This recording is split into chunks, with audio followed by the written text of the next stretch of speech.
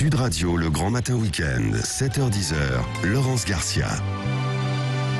Parce que sur les réseaux sociaux, il n'y a pas que du clash, il y a aussi de la solidarité et ça marche aussi. Et c'est bien d'en parler. On en parle avec vous, Alexia Menmar. Bonjour.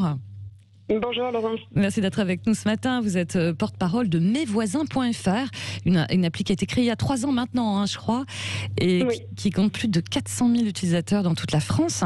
Alors, officiellement, c'est un réseau social gratuit, mais vous préférez parler d'outils d'entraide au service des quartiers. Oui, c'est ça. C'est un outil qui est là, en effet, au service des voisins et des quartiers, qui met les gens en relation sur un pâté de maison, une même rue, virtuellement.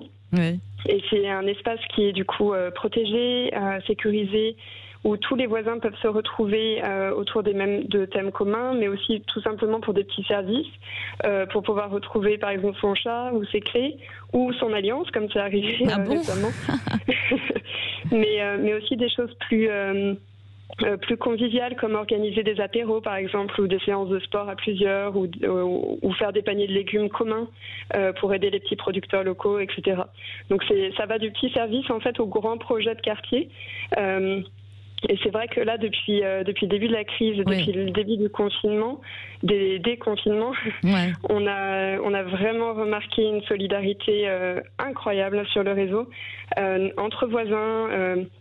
Alors ça passait par de l'aide très pragmatique, comme aller faire les courses ou ramasser le courrier pour les voisins vulnérables ou malades. Oui.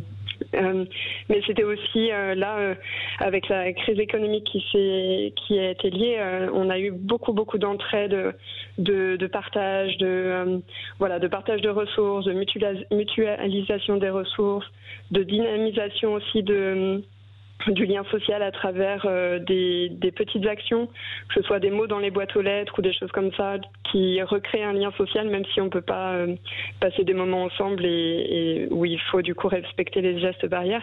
Ouais. Mais c'est vrai que on a eu une immense vague de solidarité dans les quartiers. Ouais, ça fait plaisir. Bah, carrément, lutter contre l'isolement, forcément, la solitude, et puis aussi, c'est une autre façon aussi de proposer des réponses écologiques à sa petite échelle.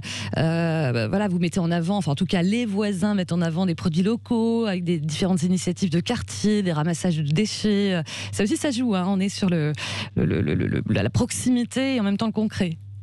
Oui, tout à fait. Ça fait partie d'un des objectifs de la plateforme. C'est vraiment de remettre le local un peu au centre et de faire en sorte d'être l'outil au service des quartiers de demain, donc autour en effet des questions écologiques, questions sociales, questions économiques et économie de proximité. Et c'est vrai que on a eu par exemple là au moment de Noël des exemples assez concrets et qui représentent bien l'idée qu'on essaie de mettre derrière ce projet. On a par exemple Camille à Toulouse qui a récupéré tous les vieux journaux de ses voisins pour pouvoir emballer ses cadeaux avec. Donc on va faire des cadeaux un peu écolos.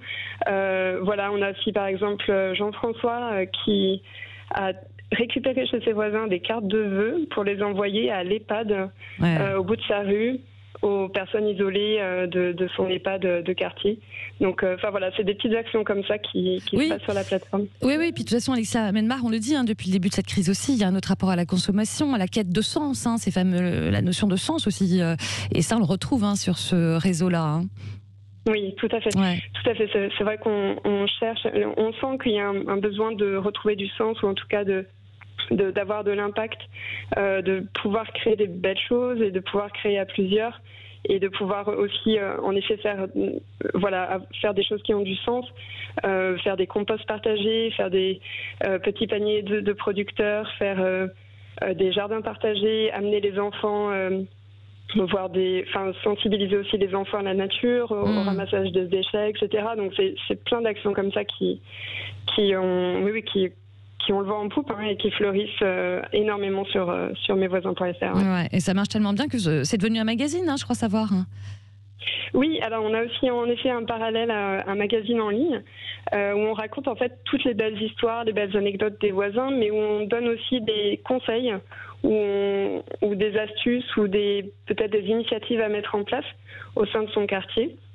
Et le magazine a un sacré succès, même si on communique là-dessus seulement au niveau de nos membres de mesvoisins.fr, mais finalement on a pas mal de lecteurs qui viennent, donc c'est bien, ça prouve que c'est des sujets qui sont vraiment dans l'air du temps. Sachant que c'est gratuit, puis il faut rappeler que voilà, tous les voisins sont inscrits sous leur véritable nom. Il n'y a pas de pseudo, il y a un vrai lien de confiance. On n'est pas dans les réseaux anonymes qui clashent. Hein. C'est totalement l'inverse finalement.